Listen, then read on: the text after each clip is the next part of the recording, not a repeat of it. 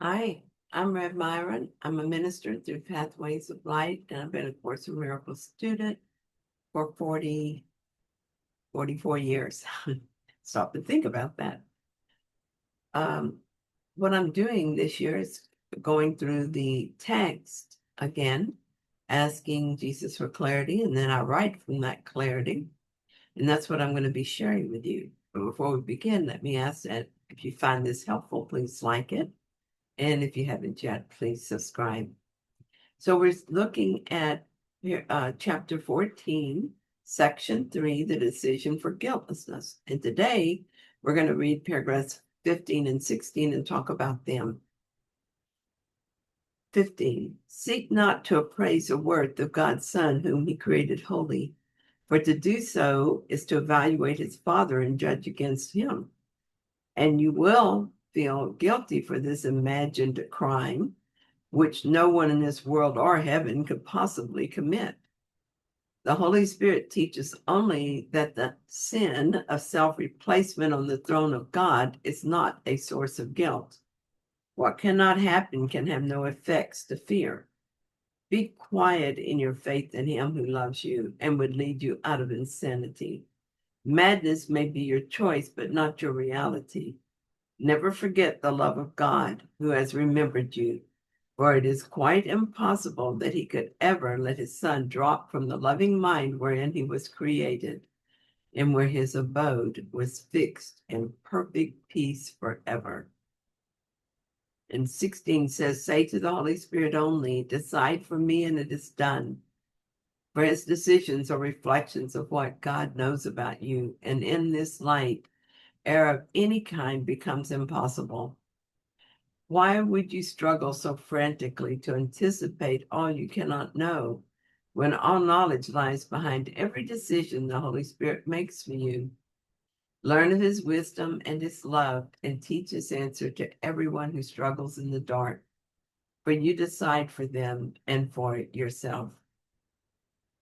So seek not to appraise the worth of God's Son, whom he created holy.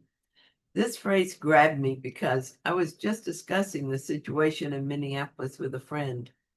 We were talking about how to see this, how to respond to it, and what our part might be. Most people know about the killing of Renee Good, who was shot in the head by an ICE agent. And this morning I read about a family who was simply trying to get home and were caught between protesters and ICE agents. They were tear gassed and their 6-month-old baby stopped breathing and had to be resuscitated. They were all hospitalized. We were wondering what we could do to help in a situation like this. Our conversation ended with one thing certain. We can keep our own minds as clear of fear and hate as we can. We can pray for everyone concerned, those who are protesting and those who are resisting the idea of protests. But we cannot feel less love and concern for the ICE agents. We will not seek to appraise the worth of God's Son, whom he created holy. The ICE agents and every person involved are part of God's Son and are holy. I've been learning to think in these terms for a long time, but lately I feel like I'm taking a high-level course in forgiveness and love. Every day seems to offer me opportunity to assess my progress as one more awful thing is reported in the news. I sometimes find myself falling headlong into fear, other times sinking into anger. Either way, I lose awareness of my holiness as I move farther from love. So I do what I always do. I forgive and I ask for guidance out of the chaos of my confused mind. I receive help and I'm once again at peace. I long for the day when peace is consistent and love is all I find in my mind. And so I keep moving in that direction. For to do so is to evaluate his Father and judge against him. The rest of that first sentence describes a consequence when we seek to appraise the worth of God's Holy Son. We are at the same time evaluating his Creator. This, of course, causes us to feel guilty, but the guilt is without cause because we cannot replace God with ourselves. We cannot happen, what cannot happen cannot be a source of guilt. We are all innocent after all. Let us do the sensible thing and allow the Holy Spirit to make all decisions for us. Say to the Holy Spirit only, decide for me and it is done. This is so simple that the ego in its complexity will completely fail to grasp it. I've always been drawn to this statement, but have not until now seen a way to live it. In the past, I would say the words, Holy Spirit, decide for me, and would wonder why nothing happened. Why wasn't my problem solved? Or weren't some wise words given to me that would lead to the desired outcome?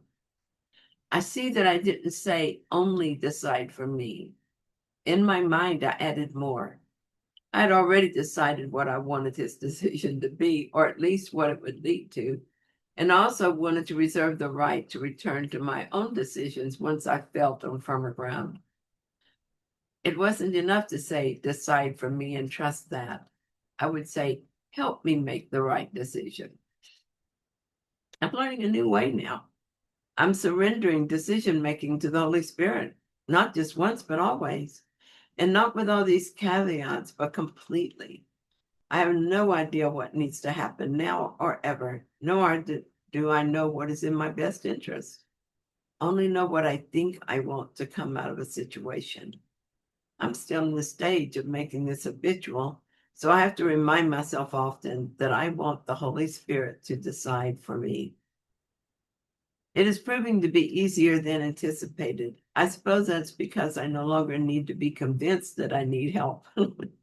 I'm tired of the struggle to work everything out when I have so little truth to go on.